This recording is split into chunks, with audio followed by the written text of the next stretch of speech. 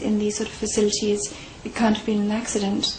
So your experience gained as a medical journalist immediately helped you to realise that something very unusual and important had happened here, is that right? Absolutely, right. Absolutely. And I also felt confident about doing the research into it and filing charges, which I did eventually. Because of that background, I had done quite a lot of work in that field, so I felt confident I could handle it. Okay, now, something which I do want to ask you is that many people have understandably asked the question, who is this woman and where does she come from out of nowhere? And I can resonate with that, because people say that about us, and people feel sometimes an understandable sense of territoriality. It's like, wait a minute, this is my area, or wait a minute, I've been researching this for 20 years, or where's this newcomer come from? Now, were you conscious of the fact that when you started to write about this stuff, people would be saying, who is this person? We've never heard her name before. I have to be honest and say my concern was to try and stop and publicize what I saw as a big crime and threat. I was very concerned that there was no publicity, no action being taken by the Austrian government, and that Baxter could release this material the day after. And it should have been news headlines all over the world. Absolutely. It was underwhelming, wasn't it? It was underwhelming, and that created the risk that they were just going to repeat the same maneuver, and a pandemic was going to be ignited. And because I myself had come to realize that the media was totally controlled through my own experiences working in the media, I didn't make too much effort in trying to alert the newspapers. I sent a story or a pitch to the BMJ. The editor wasn't interested. I wasn't too surprised. That's the British Medical Journal. Yes, for which I have worked. The Lancet wasn't interested. I sent it to the Austrian papers, no response. Profil, an Austrian magazine, actually wrote an article whitewashing Baxter, in spite of all my information. And so, as an individual, I saw very few opportunities for halting this mechanism or truck that seemed to be hurtling towards, unleashing a pandemic. So I filed criminal charges in the hope of putting a spoke in the wheel and forcing an investigation. I'd never done that before. And did you have professional help in doing that? Because I wouldn't know how to start filing charges against anybody. Yes, to be honest, a lawyer did tell me I had to file criminal charges and where to go, and sort of the basic laws. So I did get that advice. On my mother's side of the family, there were some lawyers, and so my mum too was very good at kind of legal reasoning and stuff like that. And so I decided to give it a shot. I'd never done it before, but I thought I might as well give it a try.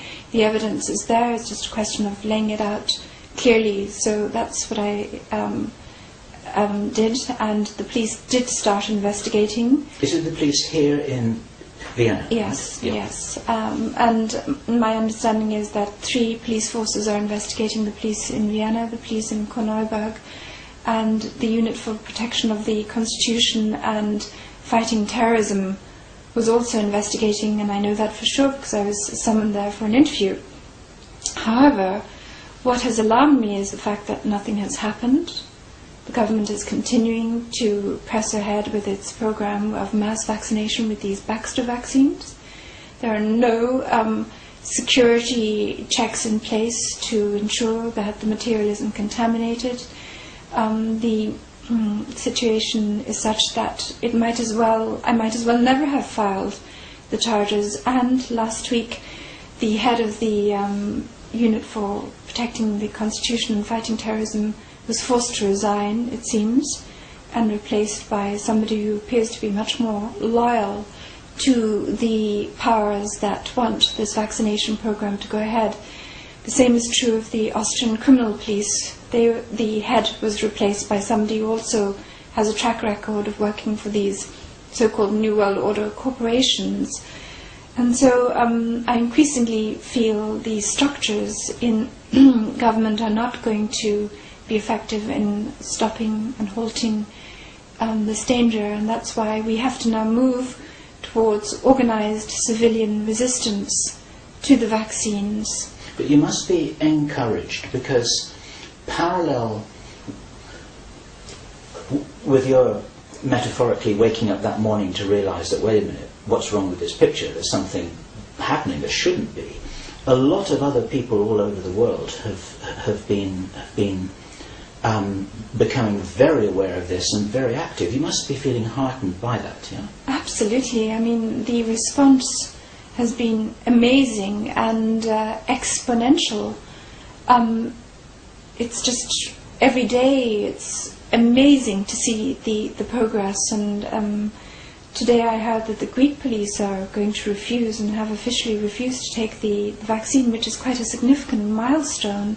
This is the police force which the government will rely on to force the Greeks to take a vaccine, because according to polls the Greeks do not want to take the vaccine, so eventually it will come down to the government having to either force them or try and frighten them into taking it by triggering a pandemic, and that's just one example. Germany, there's enormous resistance, and so is there in France, not to mention the USA, and increasingly in the UK. Unfortunately, my language skills are limited. I don't speak Spanish or any other language, so I'm only able to track and monitor what's happening in the countries where I speak a bit of the language, which is France, Germany, and the English-speaking countries. I just came back from Poland, where I gave a talk about a whole bunch of stuff, including this, to a large number of very awake and aware and concerned people. And I was heartened, because maybe like yourself, I didn't know anything about what was happening in Poland. People are very, very concerned. They're very aware that there's a problem here. It's being discussed a lot, and just now I showed you a document that had been prepared by a Polish, a very highly respected Polish medic, saying that this is completely out of order, it shouldn't be happening, the vaccines are likely to be contaminated, the whole thing is spurious. And there's evidence that this wave is sort of growing all over the world, and some of this has been caused by your own civilian initiative.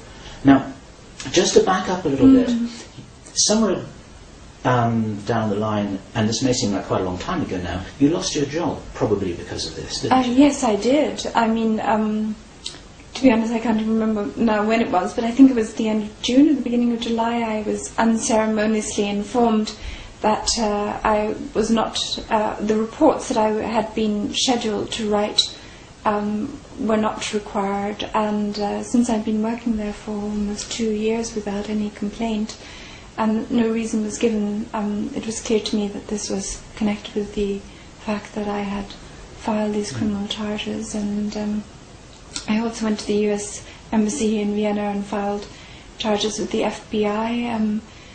In part it was a symbolic gesture, because the reputation of the FBI is perhaps not the greatest. But those charges that you filed, was it with the FBI or against the FBI? Oh, no, with the FBI. So basically asking the FBI to investigate? Yes. And you filed them at the American Embassy here, in Vienna? Yes. Okay. Now, some people in America have tried to follow the paper trail and said that they couldn't find any evidence that these these charges had been filed.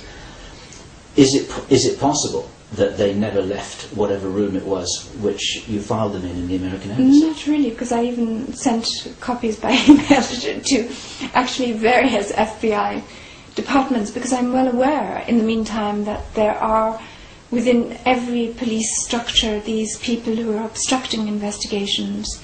So my aim was not just to file them physically here in the US Embassy, but also to spread the word around other FBI departments throughout the USA, and I think I sent them to about 10 or 12. Okay. I was also assured by an agent working here at the US Embassy that she had sent the physical charges that I'd filed in the official post or whatever to the Washington headquarters. So that was an assurance And you I must received. have